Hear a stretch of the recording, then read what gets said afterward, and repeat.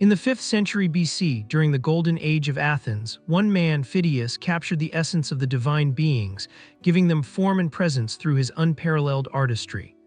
Considered the greatest sculptor of classical Greece, Phidias shaped not only marble and bronze, but also the very perception of the divine. Though his life remains veiled in the mists of time, with no original works surviving to this day, we can weave together a captivating narrative of his life, his masterpieces, and his enduring legacy. Born in Athens around 480 BC, Phidias was the son of Charmides. He grew up amidst the tumultuous Persian Wars, a period that would deeply shape the artistic and cultural landscape of Greece. From a young age, Phidias displayed a remarkable talent for the arts, and he honed his skills under the guidance of masters like Hedges and Ageladas. These renowned sculptors, who also trained other celebrated artists like Myron and Polykleitos, instilled in Phidias a deep understanding of sculptural techniques and the classical style. Phidias was not merely a sculptor, he was also a painter, an engraver, and a metalworker, demonstrating a versatility that would become a hallmark of his artistic career. He mastered various mediums, including bronze, marble, ivory, and gold, and he seldom, if ever, executed works in marble. His early works were dedicated to commemorating the Greek victory at the Battle of Marathon, a pivotal moment in Athenian history. One of his first commissions was a group of national heroes with the Athenian general Miltiades as the central figure. He also created a bronze ensemble at Delphi, featuring the gods Apollo and Athena, alongside Attic heroes and General Miltiades the Younger. To truly understand Phidias's art, we must delve into the social and cultural milieu of 5th century BC Greece. This was a time of profound intellectual and artistic ferment, where philosophy, drama, and the arts flourished alongside political innovation. Athens, in particular, was a vibrant hub of activity, attracting talented individuals from across the Greek world. Athenian society was structured around a clear social hierarchy, with Athenian-born citizens occupying the highest rung. Below them were free foreigners, followed by freed slaves, and finally, slaves who formed the backbone of the Athenian economy. While men dominated public life, engaging in politics, philosophy, and the arts, women were largely confined to the domestic sphere. However, they played a crucial role in managing households and raising children. And some women, particularly those from wealthier families, received education in reading, writing, and household management. Education in Athens was highly valued, with boys attending schools where they learned reading, writing, poetry, mathematics, and physical education. Religion was deeply intertwined with everyday life, and the Greeks worshipped a pantheon of gods and goddesses who were believed to intervene in human affairs. Temples like the Parthenon were built to honor these deities, and festivals and sacrifices were held to appease them and seek their favor. This cultural landscape, with its emphasis on civic participation, intellectual inquiry, and religious devotion, profoundly influenced Phidias's artistic vision. His sculptures, particularly his depictions of the gods, reflected the idealized beauty, harmony, and grandeur that were central to classical Greek aesthetics. Phidias's career reached its pinnacle during the Golden Age of Athens, a period of unprecedented cultural and artistic flourishing in the 5th century BC. This era witnessed the rise of Athenian democracy, a radical political system that empowered citizens and fostered a sense of civic responsibility. Cleisthenes' reforms in the late 6th century BC laid the foundation for this democracy, breaking down the power of aristocratic families and giving all male citizens a voice in government. By the mid-5th century BC, Athens had become the dominant power in the Greek world, leading the Delian League, a maritime alliance formed to protect Greek city-states from Persian aggression. This political and economic dominance provided the resources and the impetus for a grand building program aimed at showcasing Athenian power and celebrating its victory over the Persians. At the heart of this cultural revolution was Pericles, the influential Athenian statesman. Pericles, a skilled orator and political strategist, guided Athens through its golden age, promoting democracy, the arts, and intellectual inquiry. He envisioned a grand plan to rebuild and embellish Athens, and in 447 BCE he appointed Phidias to oversee this ambitious project, making him the artistic director of all major works on the Acropolis. Phidias's close relationship with Pericles would prove both a blessing and a curse. While it provided him with the opportunity to create some of the most iconic works of art in history, it also made him a target for Pericles' political enemies. The political landscape of Athens, despite its democratic ideals, was fraught with factionalism and power struggles, and Phidias would become entangled in these conflicts. Phidias's most celebrated works were monumental sculptures that embodied the divine majesty of the Greek gods. Two of these, the colossal chryselephantine statues of Athena Parthenos and Zeus at Olympia, were considered among the seven wonders of the ancient world. The Athena Parthenos, housed within the Parthenon, was a breathtaking spectacle. This colossal statue, over 40 feet tall and 6 feet wide, was crafted from ivory and gold, materials that not only enhanced its visual splendor but also imbued it with symbolic meaning. The chryselephantine technique, combining gold and ivory, was reserved for the most sacred images, representing the divine nature of the gods and their connection to both the earthly and the celestial realms. The Athena Parthenos depicted the goddess in all her glory, standing erect, wearing a tunic, aegis, and helmet. She held a Nike, the goddess of victory, in her extended right hand and a spear in her left, symbolizing both wisdom and military prowess. A decorated shield and a serpent, representing Erychthonius, were by her side. Her helmet was adorned with a sphinx in the center, with griffins shown in relief on either side. Her chiton tunic was fixed at the waist by two entwined serpents, adding to the intricate detail of the statue. The statue was more than just a religious icon. It was a symbol of Athenian power and identity.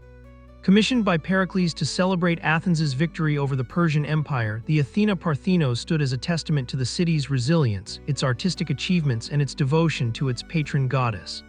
It stood within the Parthenon for centuries, until around the 5th century CE, when its fate becomes uncertain. One theory suggests that it was stolen by the Romans, adding an air of mystery to its disappearance. Interestingly, the gold used for the Athena Parthenos was detachable, a precaution taken by Phidias to protect himself against potential accusations of embezzlement. This foresight would prove crucial in his later years, when he faced accusations from Pericles' political enemies. To further enhance the statue's grandeur and preserve its ivory from cracking in the dry Athenian heat, a shallow pond filled with oil was placed behind it. This pond not only created a mesmerizing reflection of the statue, but also helped maintain the humidity, ensuring the longevity of this masterpiece. Phidias's Zeus at Olympia was equally awe-inspiring. This colossal statue, also crafted from ivory and gold using the chryselephantine technique, portrayed the king of the gods seated on an elaborate throne. It was so grand, standing over 42 feet tall, that it occupied the entire height of the temple, leaving visitors in awe of its sheer scale and magnificence. Zeus was depicted holding a Nike in his right hand and a scepter with an eagle at the top in his left hand, symbolizing his power and authority over the Olympian gods.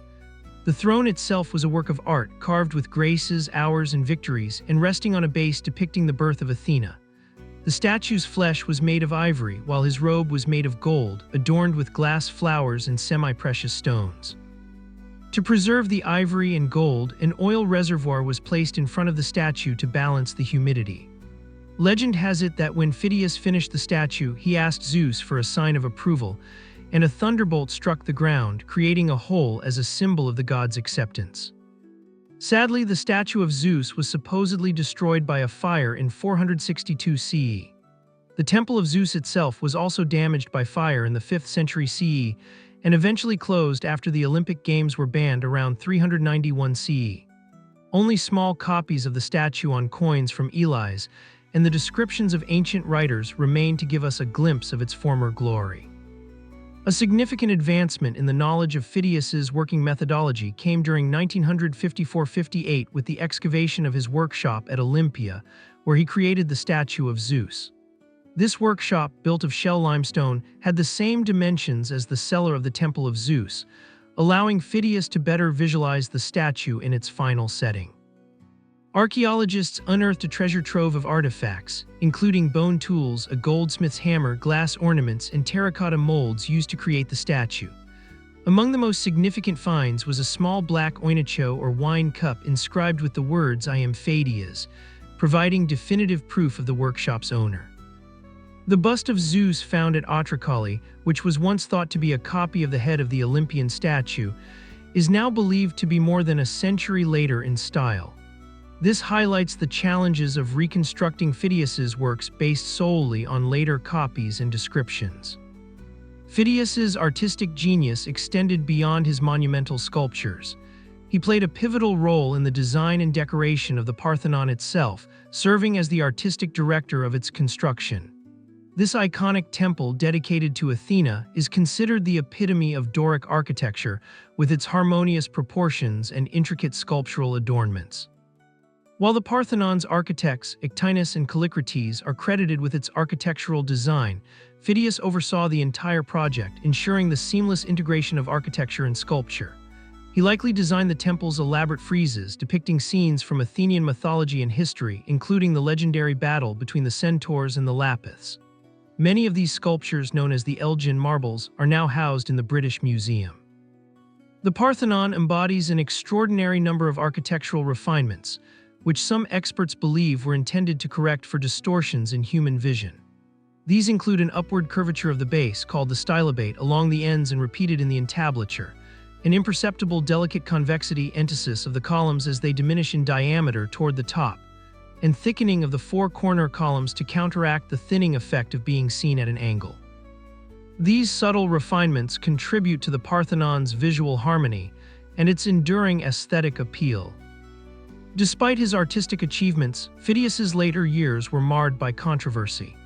Pericles' political enemies, seeking to undermine the statesman's authority, targeted Phidias with accusations of embezzlement and impiety. They claimed he had stolen gold and ivory intended for the Athena Parthenos and had impiously depicted himself and Pericles on the statue's shield. Phidias was able to disprove the theft charges by weighing the gold robe of the Athena Parthenos, demonstrating that none was missing. However, the accusations of impiety stemming from his inclusion of portraits on the shield of Athena carried a heavier weight in the religiously devout Athenian society. These accusations, likely politically motivated, reflect the complexities of Athenian democracy, where even the most celebrated individuals could become entangled in power struggles and factionalism. The historical accounts of Phidias's fate vary. Some suggest he was imprisoned and died in jail, while others claim he was exiled to Elis, where he created his masterpiece, the statue of Zeus. There is even a possibility that he was killed by the Eleans after completing the statue. Aristophanes' play Peace mentions an unfortunate incident involving Phidias, though the details remain unclear. Phidias's artistic innovations and masterful craftsmanship left an indelible mark on the history of sculpture. He is often credited as the main instigator of the classical Greek sculptural design, establishing a style characterized by idealized forms, harmonious proportions, and a sense of restrained grandeur. His works embodied the values of balance, reason, and order that were central to classical Greek culture. Phidias's influence can be seen in countless works of art, from Roman copies of his sculptures to Renaissance masterpieces inspired by his style. Even today, Phidias's name is synonymous with artistic excellence and the Golden Age of Greek sculpture. His works continue to inspire awe and wonder, reminding us of the power of art to capture the essence of the divine and the enduring legacy of ancient Greece. Phidias's life and work offer a fascinating glimpse into the Golden Age of Athens. His close relationship with Pericles, his role in the creation of the Parthenon, and his monumental sculptures all speak to the artistic and cultural dynamism of this era. However, reconstructing his life and work presents unique challenges due to the lack of surviving originals. We rely on Roman copies, ancient descriptions, and archaeological evidence to piece together a picture of his artistic achievements. There is ongoing debate surrounding Phidias's direct involvement in the Parthenon sculptures.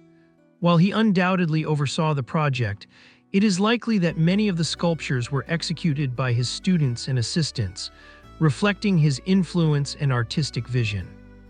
Phidias's artistic style has been interpreted in various ways, with some emphasizing his idealism and others highlighting his realism. His ability to capture both the divine grandeur and the human qualities of his subjects is a testament to his mastery of the sculptural form.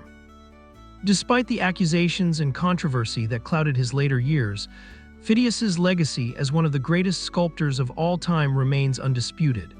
His artistic innovations and masterful craftsmanship continue to inspire and influence artists to this day, ensuring that his name remains etched in the annals of art history.